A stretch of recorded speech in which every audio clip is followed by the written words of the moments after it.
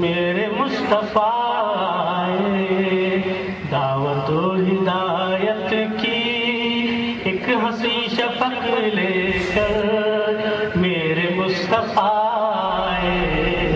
میرے مصطفیٰ. بسم اللہ الرحمن الرحیم. ناظرین السلام علیکم ورحمۃ اللہ وبرکاتہ. سیدھی بات ٹی وی چینل کی ادبی پروگرام فکر و فن شعر و سخن میں آپ کا استقبال ہے.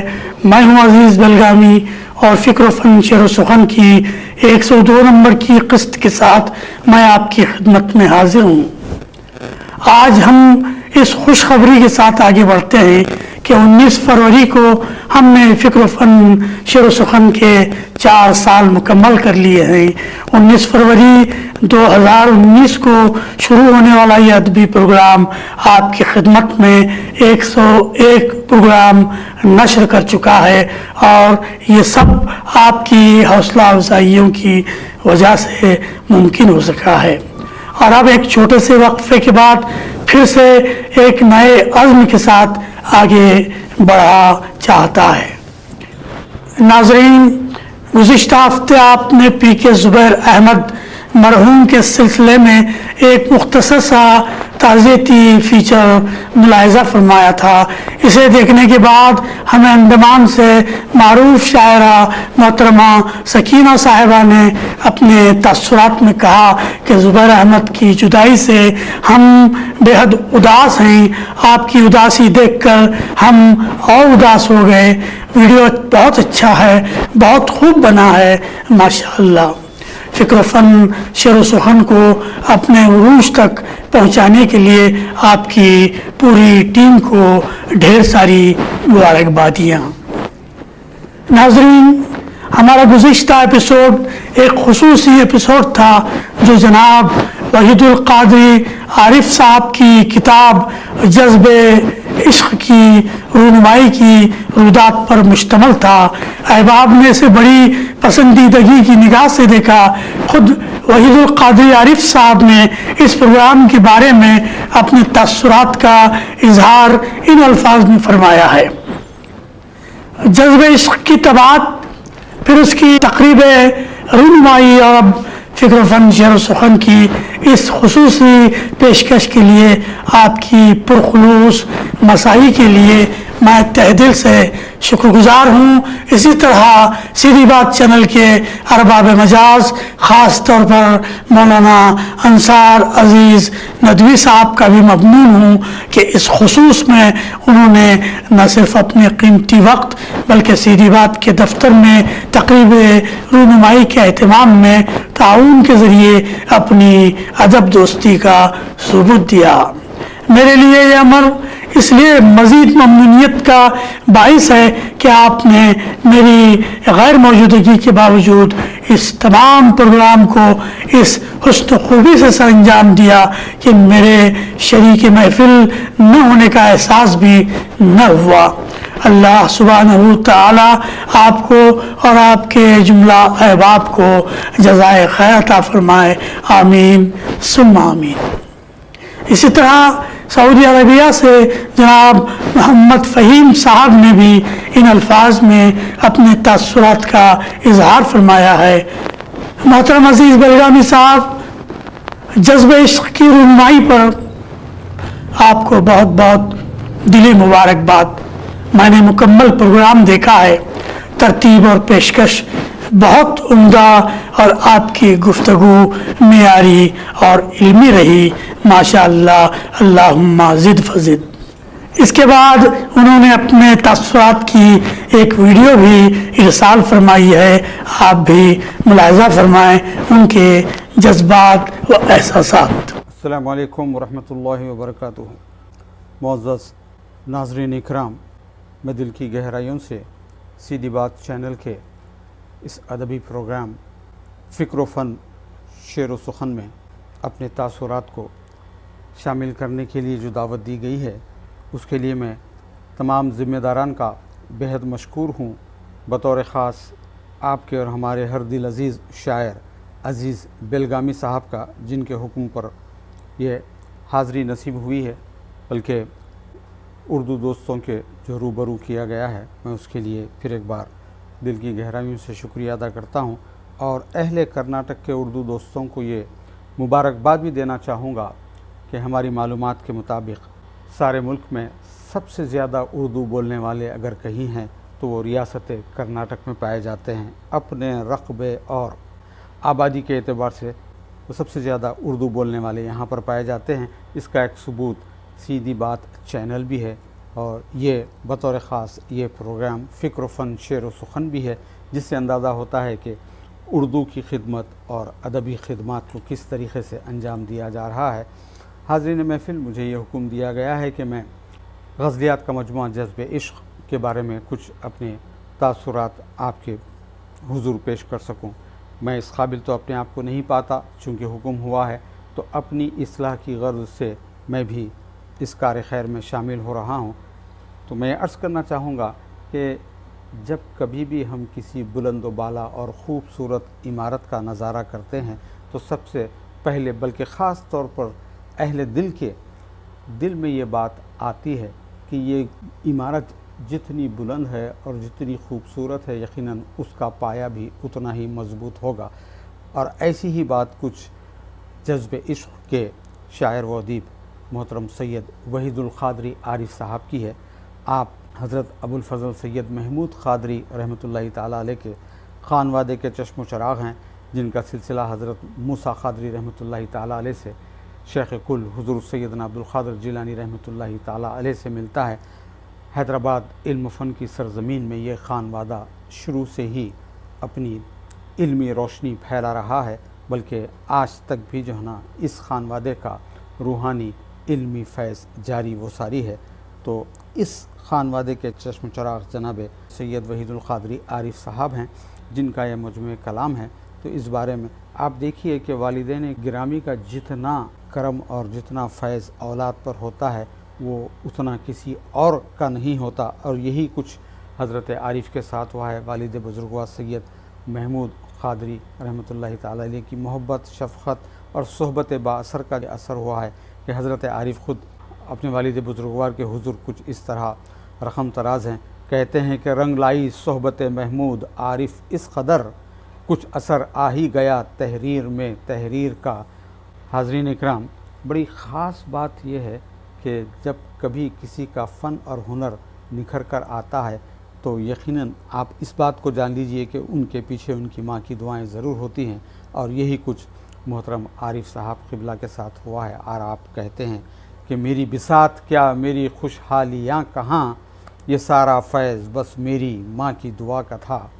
हाज़रीन महफ़िल, तो ऐसी दुआएं और ऐसा करम और फैज़ अपने वालिदैन का अगर किसी पर हो तो क्या कैफियत और क्या फ़िक्र की उड़ान होगी, इसका अंदाज़ा हम जनाब आरिफ़ साहब के कलाम से उनकी फ़िक्र का अंदाज़ा लगा सकते हैं। हज़रत आरिफ़ साहब के बारे में मैं अपने आप को आपके सामने गूंगा पाता हूँ, कुछ कह नहीं सकता। तो आपकी शख्सियत से मुतासिर होकर जो मेरे एहसासात हैं उसको मैं आपके सामने रखने के लिए हर दिल अज़ीज़ शायर अज़ीज़ बेलगामी साहब के चंद मिसरों का सहारा लेना चाहूँगा। कहा था कि सैयद के जज्ब इश्क़ ने सरशार कर दिया, यज़दा ने उनको साहिबे गुफ्तार कर दिया, आरिफ़ ने शमे सैयद महमूद के लिए अपना लहू जला के चमकदार कर दिया। तो आइए हाज़रीन महफ़िल, अब हम इस किताब के बारे में जो जज्ब इश्क़ है इस हवाले से आपके सामने मैं अपने चंद एहसासात रखना चाहूँगा। आपसे मैं ये भी इससे दुआ करूँगा कि जो गलती है उसको जो है ना आप दुरुस्त फरमा दें। देखिए कि किताब का आगाज़ हमसे होता है। कलाम की जो बात है हज़रात, कि कलाम अल्लाह ताला की सिफ़त ज़ाती है और बंदों में जो कलाम की ताकत और जो सिफ़त है वो अल्लाह की अता करदा है। तो इस अता के शुक्राने में जनाब आरिफ़ ने कभी ख़ता नहीं की कि जो आपके दिल पर वारिद होता था, जो एहसासात आपको महसूस होते थे, उसको बेहतरीन अल्फाज का जामा पहना कर क़ारीन की जो है नज़र किया है। तो मैं हम्द बारी ताला से अपनी गुफ्तगू का आगाज़ करूँगा कि आप देखिए क़ारी को किस तरीक़े से फ़िक्र देते हैं सवालिया अंदाज़ में कि हम्द का पहला मिसरा बड़ा फ़िक्रिया है और सवालिया है। اور اب کہتے ہیں کہ خالق بزم کون و مکان کون ہے، فہم و ادراک سے ماورا کون ہے۔ اب دوسرے مصرے میں جو ہے نا بڑا علمی بلکہ جواب کے ہماری رہبری فرماتے ہیں، تو ہی تنہا ہے، یکتا ہے، بے مثل ہے، کوئی تجھ جیسا تیرے سوا کون ہے۔ تو آپ نے اس حمد کے شعر سے آپ کی علمیت کا اندازہ لگایا ہوگا، اور یہ علمیت جس در کی عطا ہے، در صاحب خواب قوسین صلی اللہ تعالیٰ علیہ وسلم میں جب یہ پہنچتے ہیں تو اپنے آپ کو اس طریقے سے پیش کرتے ہیں محبوب خدا صلی اللہ تعالیٰ علیہ وسلم کی بارگاہ میں۔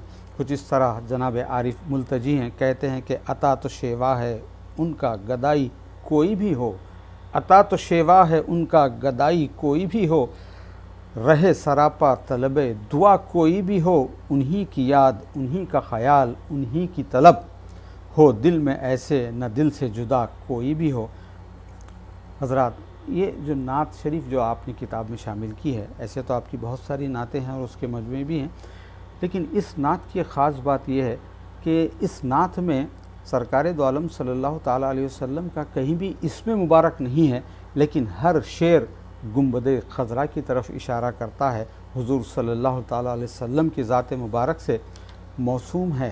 اب ہم اس کتاب جذب عشق کی غزلیات کی طرف آتے ہیں، تو میں ایک طالب علم کے حیثیت سے عرض کر رہا ہوں کہ غزل غزالہ سے ہی گفتگو کرنے کا نام نہیں ہے، بلکہ غزالہ کی بستی میں جو لوگ آباد رہتے ہیں ان کے احساسات کی ترجمانی کرنا بھی غزل ہے۔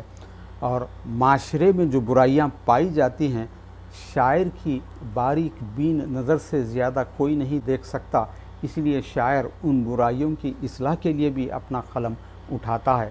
اور ان تمام چیزوں میں سب سے اہم اور بڑے کام کی بات یہ ہے کہ عبد و رب کا جو ربط جن کلام سے، جن باتوں سے، جن نصائح سے ہو سکتا ہے، اس پر حضرت عارف کو بڑا ملکہ حاصل ہے۔ چنانچہ یہ جو کتاب جذب عشق ہے، یہ صرف ظاہری غزل کی کتاب نہیں ہے، بلکہ بندوں کو اپنے رب سے ملانے کے لیے ایک علمی زینہ ہے۔ آپ اس کتاب کو اٹھا کر دیکھ لیجئے، کئی مضامین پر حضرت عارف نے لکھا ہے، لیکن کوئی لفظ، کوئی شعر، کوئی مصرع بے حیائی کی طرف نہیں جاتا۔ بڑا کمال ہے اس کے اندر، آپ نے بڑے خوبصورت انداز میں ادب کے ساتھ ایسے کلام کو لکھا ہے کہ پڑھنے والے یقین جانیے کہ برابر ان کو اللہ کی یاد آتی ہے۔ کئی مضامین پر آپ نے لکھا ہے، لیکن میں نے ان تمام چیزوں میں سے ایک مضمون کو اپنی گفتگو کے لیے چنا ہے، اس کے 2-3 مصرے آپ کے سامنے پیش کرتے ہوئے میں اجازت چاہوں گا۔ کہا کہ خود شناسی کے حوالے سے، کیونکہ خود شناسی ہی ایک ایسا زینہ ہے، ایک ایسی چیز ہے جو بندے کو رب سے ملاتی ہے، تو کہا ہے کہ مستی عشق میں جب حد سے گزرنا آیا، تب کہیں ہستی انسان کو نکھرنا آیا۔ اور کہتے ہیں کہ خواہش ہے مجھے خود سے ملاقات کی کتنی، خواہش ہے مجھے خود سے ملاقات کی کتنی، کس شوق سے رہ رہ کے سمر جاتا ہوں اکثر۔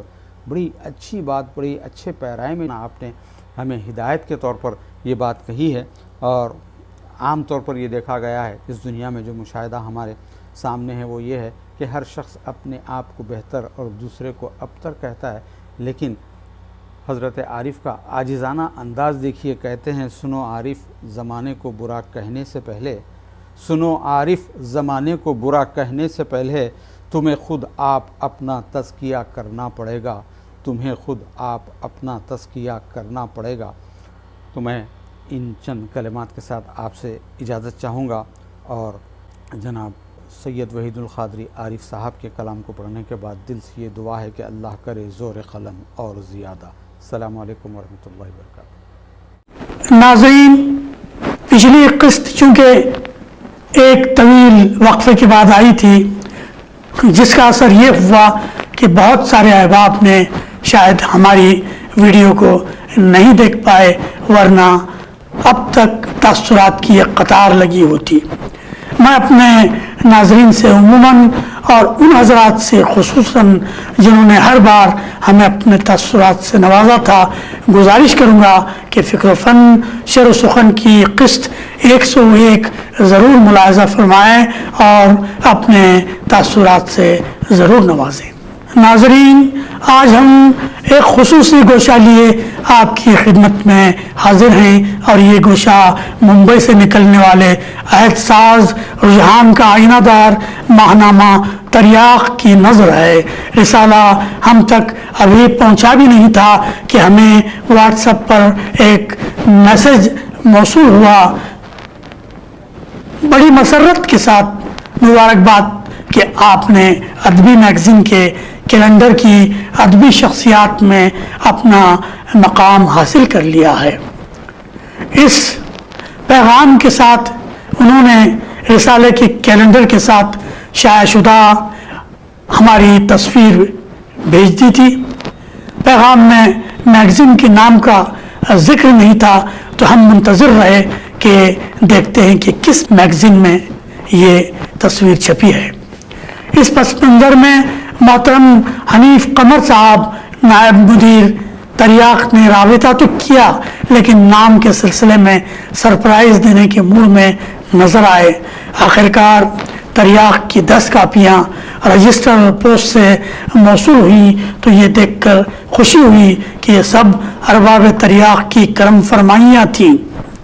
یہ سرپرائز ہمیں اور ہمارے حلقہ احباب کے لیے باعث مسرت 2 وجوہات کی بنا پر بنا۔ ایک تو یہ کہ کیلنڈر کی 11 ادبی شخصیات میں ہم بھی شامل تھے، جنہیں خوبصورت آرٹ پیپر پر بڑے ہی سلیقے کے ساتھ شائع کیا گیا ہے، اور ریسرچ اسکالر محترمہ فاطمہ داروغہ صاحبہ کا 5 صفحات پر پھیلا ہوا مضمون عزیز الدین عزیز بلرامی کے حالات زندگی اسی شمارے میں بڑے اہتمام کے ساتھ تریاق کے صفحات کی زینت بنا ہوا ہے۔ ہم نے حنیف قمر صاحب کا شکریہ ادا کیا اور منصوبہ بنایا کہ ان کے اس احسان کا بدلہ چکانے کی کوشش کی جائے۔ چنانچہ آج کی ہماری ایک قسط تریاق کی نظر ہے۔ آج ہم کرناٹک کے لیے تریاق کے اس خصوصی شمارے پر ایک طائرانہ نظر ڈالتے ہیں۔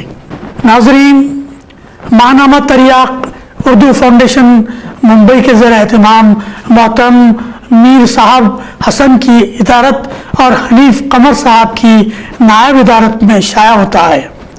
ISSN کا تصدیق شدہ ہے۔ جیسا کہ میں نے ابھی کہا، جنوری کا شمارہ کرناٹک اسپیشل کی بطور شائع ہوا ہے، اور سر ورق پر گلبرگہ کے طنز و مزاح کے عالمی شہرت یافتہ شاعر مرحوم سلیمان خطیب کی تصویر جگمگا رہی ہے۔ تریاق کا زیر نظر شمارہ جلد 12 کا 4تھا شمارہ ہے، جو 12 سال کی لمبی مسافت کے بعد ہمارے ہاتھوں میں ہے۔ اس کی مجلس ادارت میں ندیم صدیقی، شاہد ندیم، وحشی سعید، ڈاکٹر کلیم ضیاء، مراق مرزا، مہر افروز، ڈاکٹر سلیمہ بی کولوب شامل ہیں۔ اس کی مجلس مشاورت میں کشمیر سے رفیق راز، پنجاب سے وشال کھلر، اتر پردیش سے نیاز جیراج پوری، علی گڑھ سے سبیہ سنبل، جھانسی سے زاہد کنچوی، پونے سے ڈاکٹر شاہتاج خان، ناگپور سے فیروز حیدری، گلبرگہ سے فضل تمہ پوری، کیرلا سے ڈاکٹر شمش الدین تیورکار، اور ممبئی سے شکیل انصاری صاحب شامل ہیں۔ بیرونی ممالک میں بھی ان کے نمائندے ہیں۔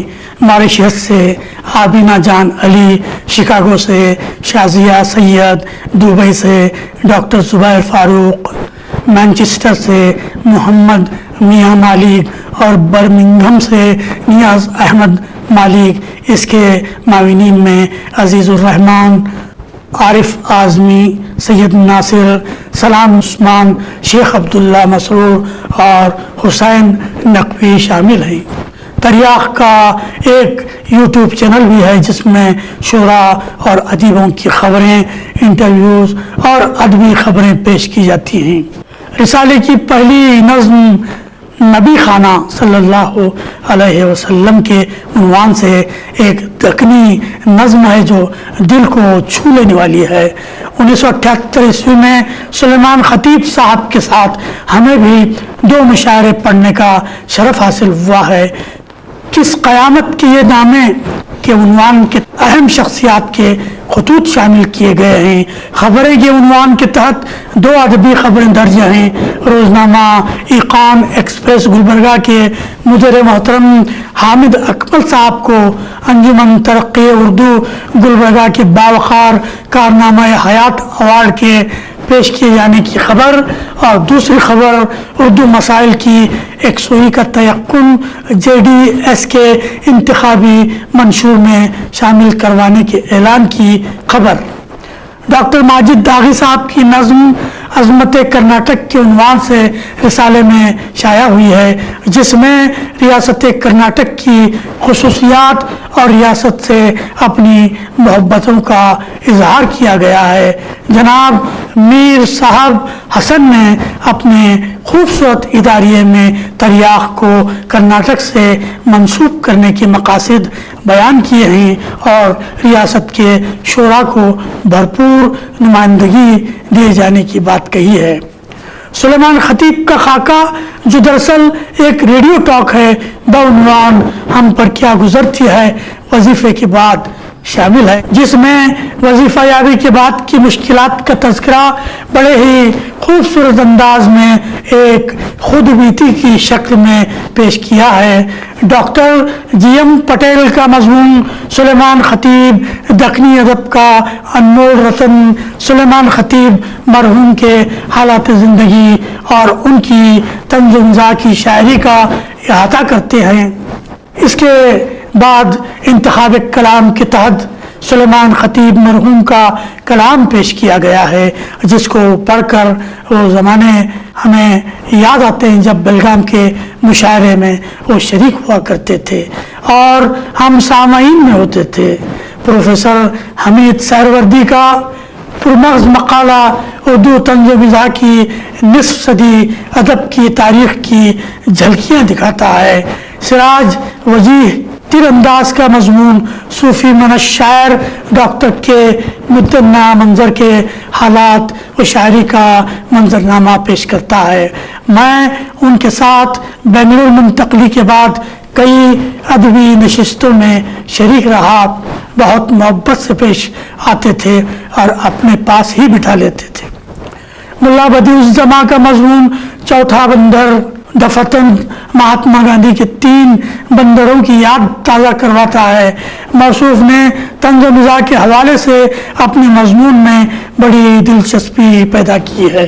منظور وقار ہماری ریاست کے قدیم لکھنے والوں میں سے ہیں۔ ان کا مضمون چھتریوں کی چھتر چھایا چھتریوں کے گرد گھومتا ہے اور اپنے قاری کو دیر تک باندھے رکھتا ہے تا وقت یہ کہ پورا مضمون ختم نہ ہو جائے۔ بہت ہی حساس تخلیق ہے جو افسانہ ہونے کے باوجود عصری حیثیت کی گونج اپنے اندر رکھتی ہے۔ مشتاق احمد سہروردی کی مکالماتی افسانوی تخلیق جدید ڈپارٹمنٹل سٹور قلمکار کے گہرے مشاہدے کے ساتھ عصر حاضر کے مسائل کا اشاریہ بن گیا ہے۔ اگلے صفحے پر ہمیں انجینئر سخی سرمست کی نعت دیکھنے کو ملتی ہے۔ ایک خوبصورت شعر، درس آقا کے شفاعت کا جو اعلان ہوا، درس آقا کے شفاعت کا جو اعلان ہوا، حاضری کے لیے ہر شخص تمنائی ہے۔ یم کنول جعفری کی نظم قومی ترانہ گائیں یوم جمہوریت کی اہمیت کے گرد گھومتی ہے۔ تریاخ کو ساحر لدھیانوی ایوارڈ تفویض کیے جانے پر فضل احمد تما پوری نے اپنی آزاد نظم میں اپنے احساسات و جذبات کا اظہار کیا ہے۔ گھومتا آئینہ کے حوالے سے ڈاکٹر انیس صدیقی کا مضمون چاند اکبر تفکر و تحرک کا آئینہ تمثال صحافت کے قدیم کھلاڑی سینئر صحافی چاند اکبر کے لیے بہترین خراج عقیدت ہے، جسے اچھی زبان میں بڑے سلیقے سے لکھا گیا ہے۔ ڈاکٹر رائق قریشی کے بارے میں ڈاکٹر حامد شریف کا مضمون ڈاکٹر قریشی بڑا معلوماتی مضمون ہے۔ ڈاکٹر راہی قریشی صاحب سے گزشتہ دہے کے اوائل میں ہماری بھی مراسلت رہی تھی، جب ہم نے مجلس ادب انقلابی کی تشکیل دی تھی تو انہوں نے اپنے تعاون کا یقین دلایا تھا۔ چراغ اغلوی، سلمہ صنم اور ڈاکٹر طیب احمد خرادی کے افسانے بھی رسالے میں شامل ہیں اور ان کی غیر معمولی صلاحیتوں کا پتہ دیتے ہیں۔